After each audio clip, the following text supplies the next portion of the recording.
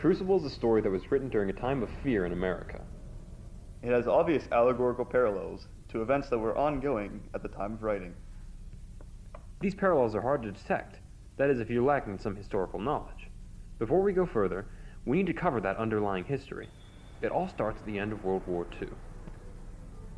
With Nazi Germany and the Axis powers defeated, the power vacuum was filled by the United States of America and the Union of Soviet Socialist Republics, or the USSR. The Union was a rising superpower, and this threatened many within the federal government, and thus, the Cold War had begun. Things back home got much worse after 1949. That year, Mao Zedong defeated Chiang Kai-shek and the Nationalists. China was now firmly communist. With conservative lawmakers proclaiming that we had lost China, and insults and suspicion being cast on members of the State Department, the United States was now fully embroiled in a Red Scare.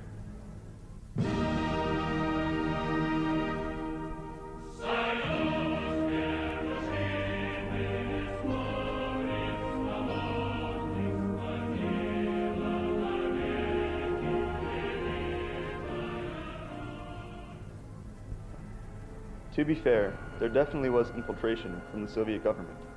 The case of Julius and Ethel Rosenberg revealed that U.S. atomic secrets had been leaked to the Soviet Union. But more importantly to our story, a State Department official named Alger Hiss was accused of being a communist before the House Committee on Un-American Activities, also known as HUAC. The committee, which was originally intended to investigate Nazi spies and sympathizers, was turned into a weapon to terrorize people accused of being communist. This is ultimately what inspired the plot of The Crucible and sparked Arthur Miller to write about it.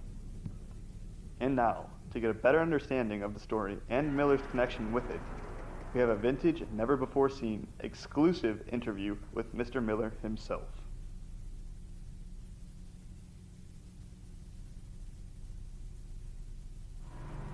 Hello, Mr. Miller. How are you today? I'm well.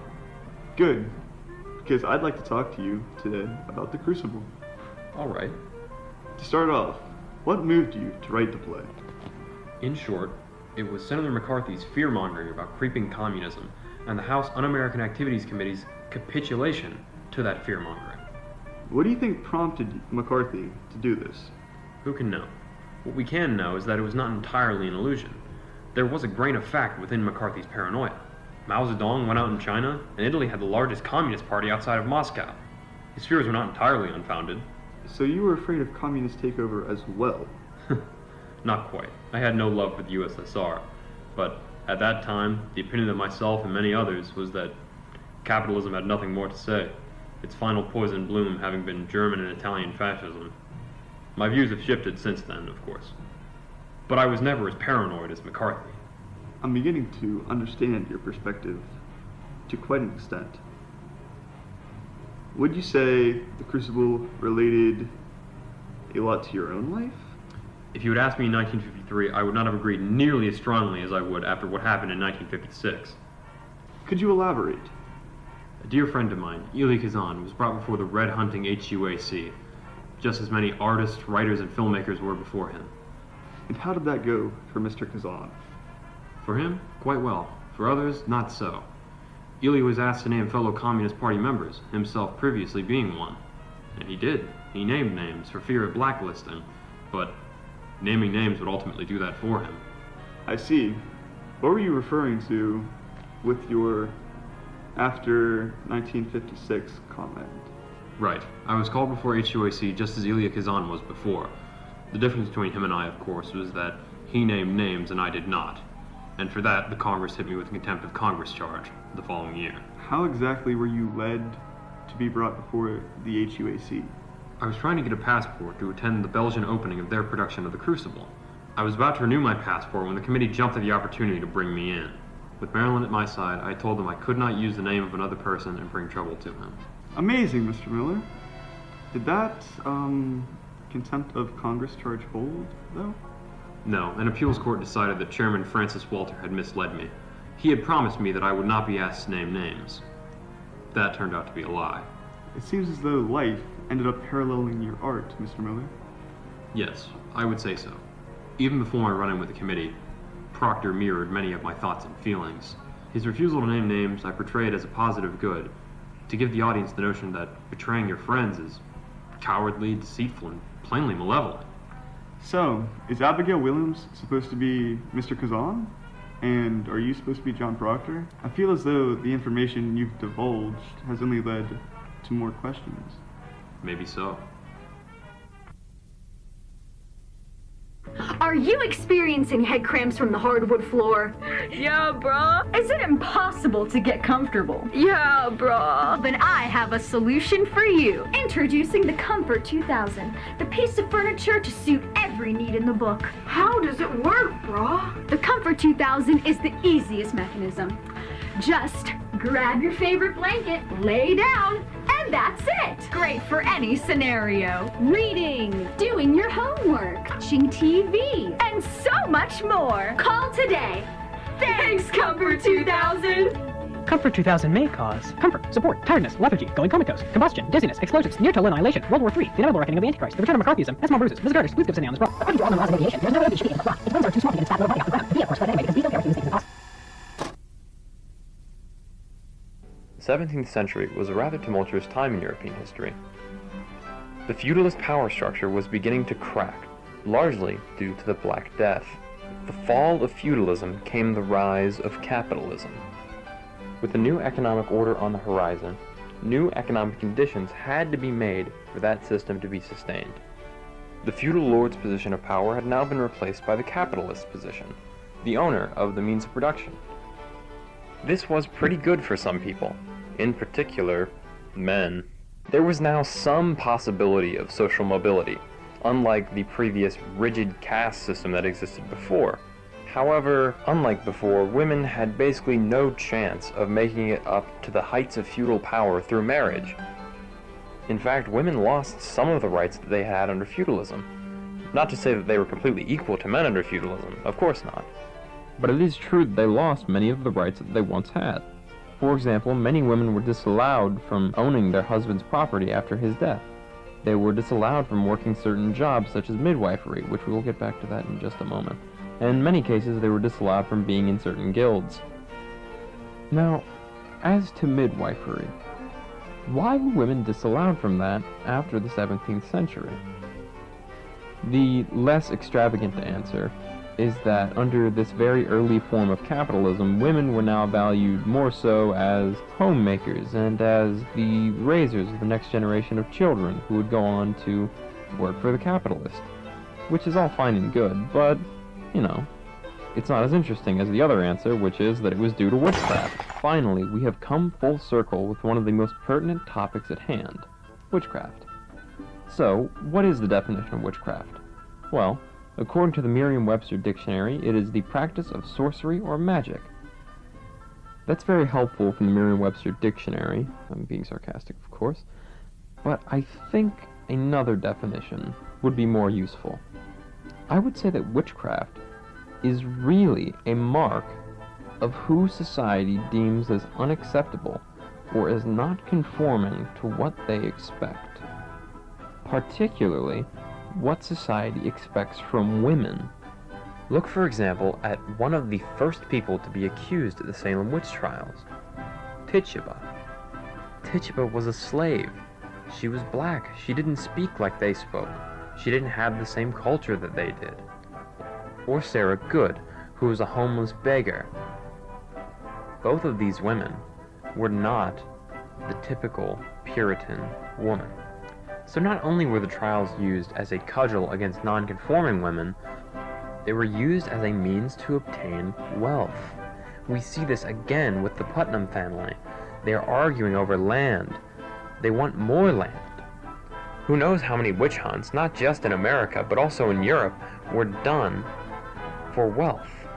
Scholar Silvia Federici describes this as primitive accumulation. Essentially, how the ruling class in this new capitalist system have acquired the beginnings of their wealth and power. Now, that is not to say that every wealthy person has obtained their wealth and power sheerly through means of brutal murder. That is, of course, ridiculous. But it goes to show that the witch trials were not due to a primitive, backward society that knew nothing of science and rationality, but rather one that knew exactly what it was doing. It simply used an excuse for its actions. In truth, the trials, and subsequently, essentially every witch hunt in history, was motivated by prejudice, by bias, by a mad dash for resources. Not, as many think, a lack of knowledge about the material world. No, the people behind these witch hunts knew very well about the material world and were seeking to expand their materials.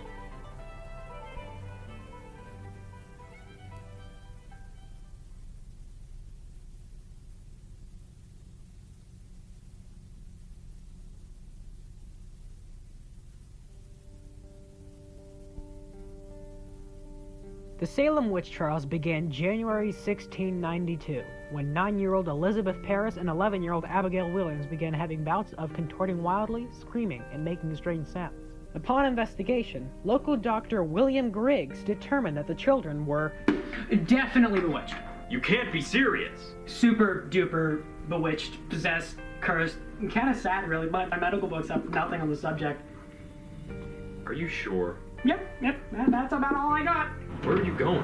Important doctorate meeting. Can't reschedule. Griggs, you're the only doctor around. Goodbye! After the doctor's impressively real diagnosis, more children began having these spasms. On February 29th, an arrest warrant was filed for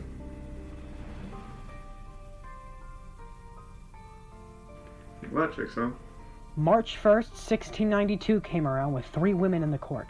The Sarahs denied their guilt, while Tituba did not that. I did witchcraft. I signed the black man's book. Astounding! And I wasn't alone. Incredible. There were others from Salem with me, too. Who? Spoiler alert, it was everybody. Pretty much everybody. Countless more innocent souls across Salem and Massachusetts as a whole were brought to the court, including Martha Corey and Rebecca Nurse, both very well-respected members of the community, as well as Sarah Good's 4-year-old daughter, whose shy and quiet answers were interpreted as confession. The rapid growth of the hysteria led to Governor William Phipps on May 27, 1692, creating a special court of order to hear the accused, and terminer to determine the outcome.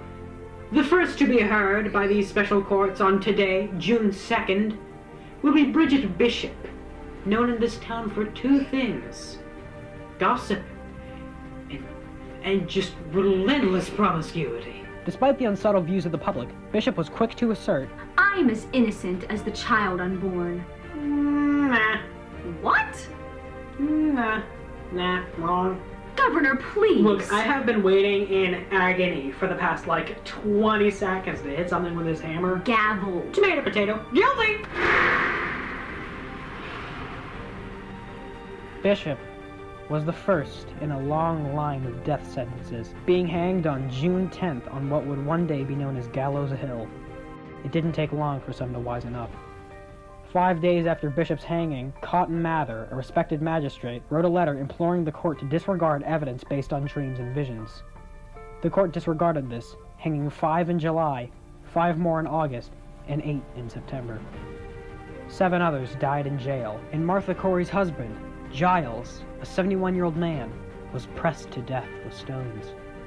October 3rd had Cotton's father and president of Harvard, Increase Mather, denouncing the spectral evidence as well, stating, "It were better that 10 suspected witches should escape than 1 innocent person be condemned." Okay, I made Harvard mad. Maybe this is bad. Maybe this is a bad idea. I wish there was some other sign, though. Governor, the next accused is your wife, Lady Phipps. Hot dang! Maybe this was a bad idea. Okay, wrapping this up. Solid whoops. So whoops on my part. Governor, what do you mean? The thing with the witches. No more arrests, no more accused, no more courts. We're done. We're done. What will we do without a court? Make a new one. The Supreme Court of Judicature. Governor, That is a sick name. Thanks, I made it up just now, and it can't use spectral evidence. Noted. Yeah, no more of this witchcraft thing, kind of bogus. Governor, if I may, Shoot, Hawthorne. if your wife had not had her neck on the chopping block, would you still have stopped this? Don't look too deep into our moral characters, Hawthorne, okay? They'll all collapse completely. Just let me do this one good deed and fade into history. Also noted, I hope my kids don't hate me so much that they feel they have to change their last name to disconnect themselves from me. Nah, I doubt they'd do that. They'd have to be a real A to do that. By May 1693, all accused of witchcraft were finally released from prison by Phipps, but the mark on history had already been made. Many involved publicly apologized. On January 14, 1697, the General Court ordered a day of fasting and soul-searching for the tragedy of Salem. In 1702, the court declared the trials unlawful, and in 1711, the colony passed a bill restoring the rights and good names of those accused and granted £600 restitution to their heirs, $774.45 today. However, it was not until 1957, more than 250 years later, that Massachusetts formally apologized for the events of 1692. The events have long since passed, and Salem remains not only a remainder of the tragedies, but just as simply a place to live as it always has been.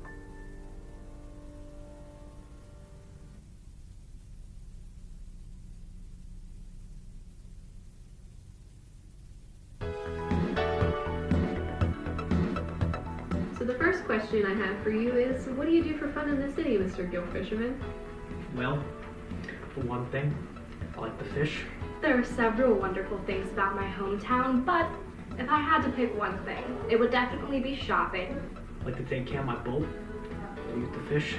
Either in these several curated shops throughout the town, or at my very own Salem Witch Village.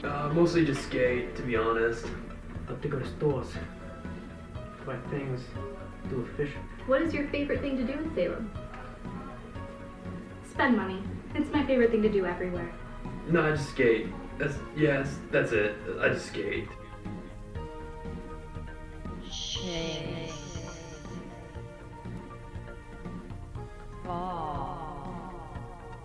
Oh man, that's a long list. There's a long list of things I like to do in Salem.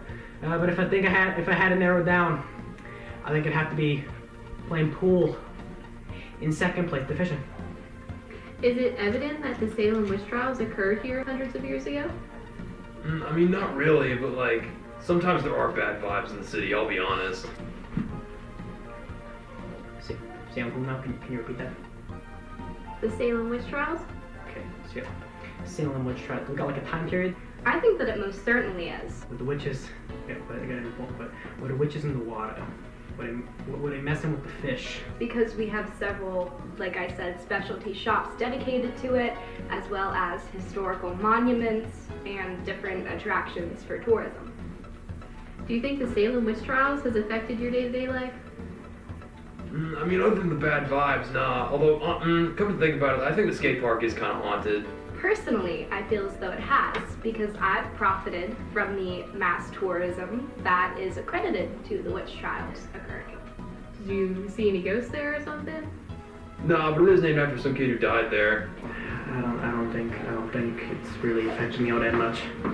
So, Kyle, why don't you tell us some more about that skate park? That's pretty weird. Yeah, so basically, the kid's name was Ryan Brennan, and he got, like, hit by a car, like, 15-ish years ago.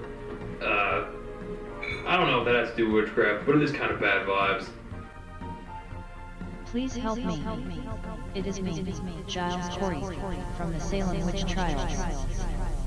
I have been reincarnated in the form of this dog. All I know is chasing balls. I miss my wife. Please help. So overall, we can see from these answers that modern-day Salem is just like any other historic city in America. The people that live there do everyday things no differently than people from anywhere else. But of course it would be a shame for the city to completely forget about the tragedy that happened in the 1600s. It took several years after the trial for the city to get back to normal after grieving the lives of several innocent men and women. Today, Salem is like any modern city in the United States. is a vibrant urban community with a downtown area full of shops and restaurants.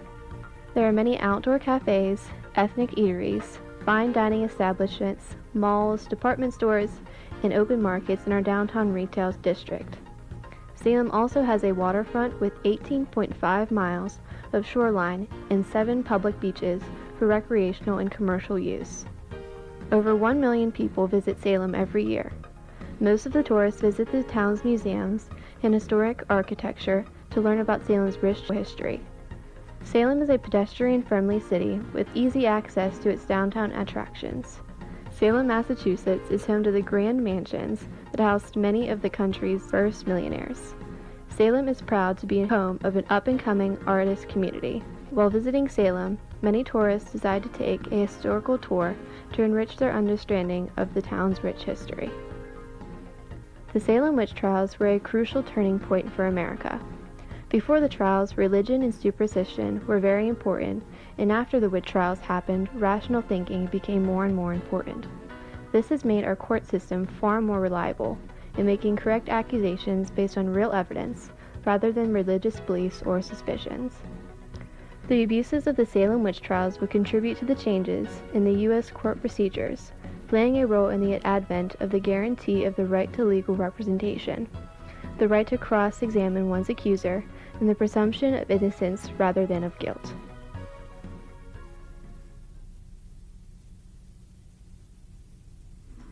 This is so romantic. Just the two of us.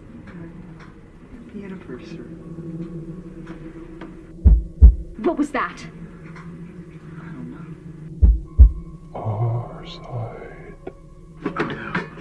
What is it? I've heard this before. They call him Twisty.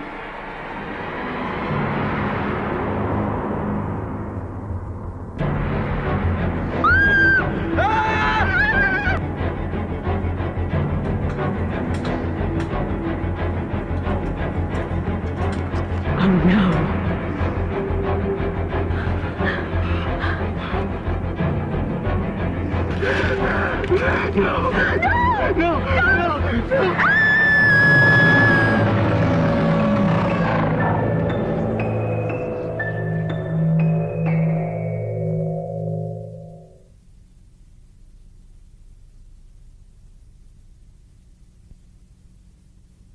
Hello everyone, and welcome back to our daily news segment, Back in the Day.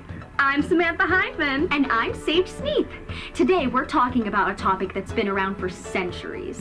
That's right. Today's topic is Mass hysteria! Sam, do you care to give us a definition about what exactly mass hysteria is? I sure can, Sage. Mass hysteria is a psychological and sociological phenomenon which transmits collective illusions of threats, whether real or imaginary, through a population and society. So, in layman's terms, it's when a group in society all gets scared about a threat, even though it may not even be real? That's right, Sage. Today we're going to be learning about 2 examples of mass hysteria in history, as well as 2 examples of a modern-day type of mass hysteria. Our first historical instance of mass hysteria happened in Kasasha, Tanzania in 1962. A group of 3 schoolgirls began laughing hysterically for no particular reason. Even when teachers threatened punishment, they continued. Soon, over 90 students in the school engaged in these laughing fits. Eventually, this led to the school's closure, and the laughter spread to the surrounding villages. These fits lasted anywhere from a few hours to 15 days, and went on and off for roughly a year before disappearing just as mysteriously as they appeared. Sounds terrifying. A second mysterious instance of mass hysteria in history occurred on October 13th, 1917 in Fatima, Portugal. In the months prior to the incident, a group of children claimed to have been visited by an apparition of the Virgin Mary, who told them that on that date, October 13th, she would appear and produce an overwhelming miracle. Naturally, thousands gathered to witness it, and that's when things got really crazy. Many of the witnesses said that the sun's light appeared abnormal, and that the sun changed colors and spun around in the sky. Others said the sun appeared to drop out of the sky and hurtle towards Earth. Many people claim to have witnessed these phenomena, but others say that they only saw some of these unnatural events. Some claim not to have seen anything unusual at all. But because there were no reports of unanimous agreement as to the events that day, later researchers have suggested mass hysteria or temporary eye abnormalities caused by looking directly at the sun as the cause of the episode. Our next example is of what some consider to be a present-day form of mass hysteria. That crisis is immigration. Are immigrants really taking our jobs, or is it purely xenophobia? A U.S. Department of Labor study prepared by the Bush administration noted that the perception of immigrants taking our jobs away from American workers is the most persistent fallacy about immigration of popular thought, because it's based on the mistaken assumption that there is only a fixed number of jobs in the economy. Experts note that immigrants are blamed for unemployment because Americans can see the job immigrants fill, but not the jobs they create through productivity, capital formation, and demand for goods and services. Nationwide, immigrants pay more than $90 billion in taxes every year and receive only $5 billion in welfare. Without their contributions to the public treasury, the economy would suffer enormous losses. Our next example of modern-day mass hysteria is the vaping crisis. The median age of the vape market is 19 years old. Hardly the enlightened ages, however, of the 7 deceased. One was 65 years old with chronic health problems, and another was middle-aged.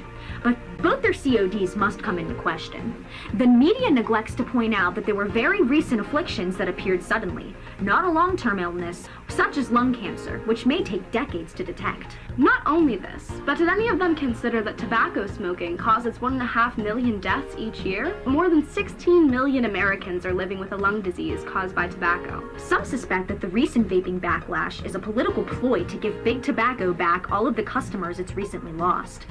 While it's always good to stay health conscious, people who use vaporizers to genuinely quit their tobacco addiction shouldn't be penalized because of some reckless teens. Seriously. Okay, boomer. We hope you enjoyed today's broadcast. Stay tuned for tomorrow.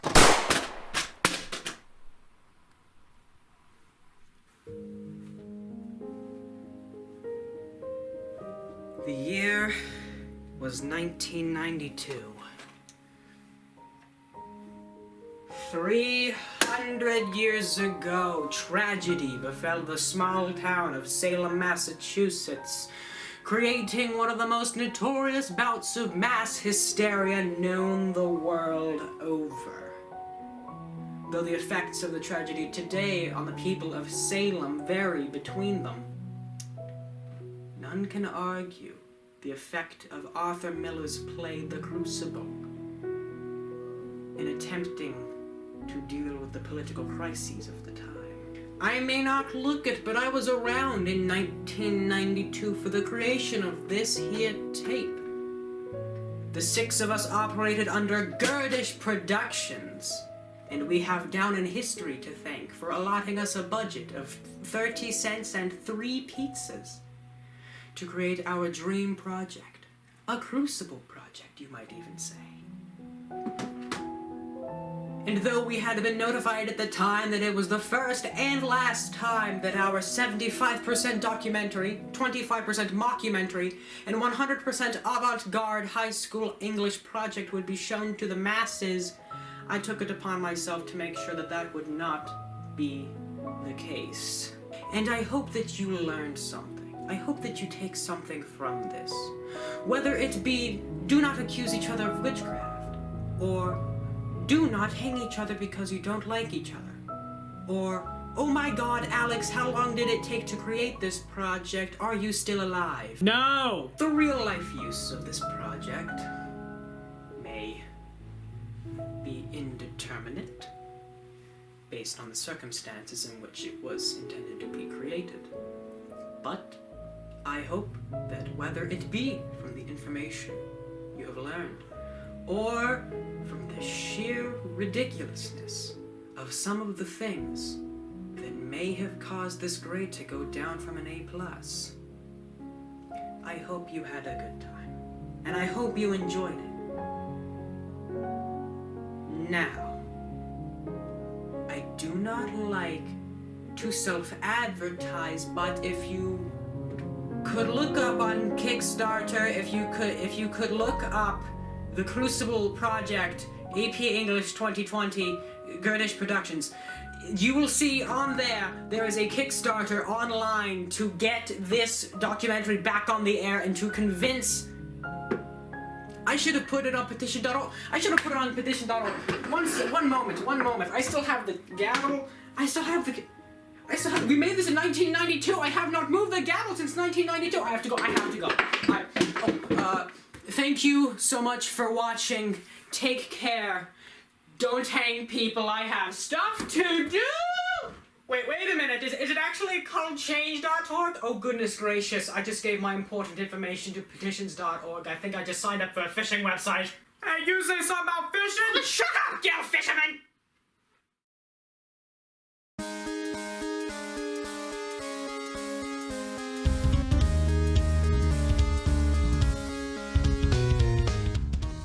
Perfect. That was weird. I mean, sometimes the vibes are pretty bad, but I think that's just seasonal depression. What's up, guys? It's your boy Caleb coming back at you with another live vlog here. Here's my boy Andrew. So Andrew, how's this project going, boy? I'm gonna say you're stupid. Hey, thanks for joining us today. Back to the action. Are you recording this? Yes. Ooh, bloopers. Go. Oh, is it filming? Yes. Sorry. You can't breathe? No, not really. Breathe. There you go. You get one breath. You get one breath. One breath. Twisty. No. No, not like that. Okay. Somebody else. Here, ready? B E A R C A. Literally, when we were buying that bike when I got the America. Seriously. Okay, boomer. Sorry, I had to put that in there. Alright. Wait, I'm not done. Alex, you're gonna cry. Somebody could do. Not officially the main attraction. Not a fantasy. Just remember. I literally wrote scoff, not quite. Someone needs to like not let me script write. I saw that before. I'm just like, wait a minute. What? I'm sorry, I zone out all the time because I'm tired. Hey everybody. Welcome to my purgatory. Alright. Actually gonna do it. Alright. Shut up. I'm recording now. You don't have to.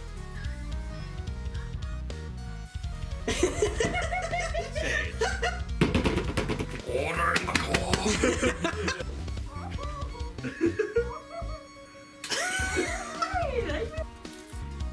Okay, it's like daily routine. Alright, buddy.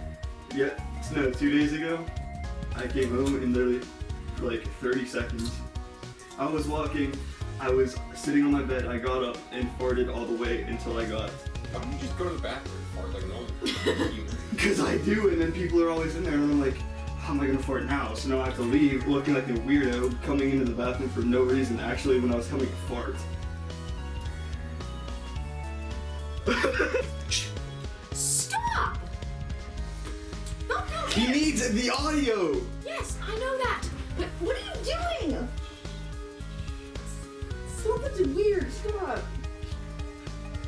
What are you doing? Just. Can't reschedule.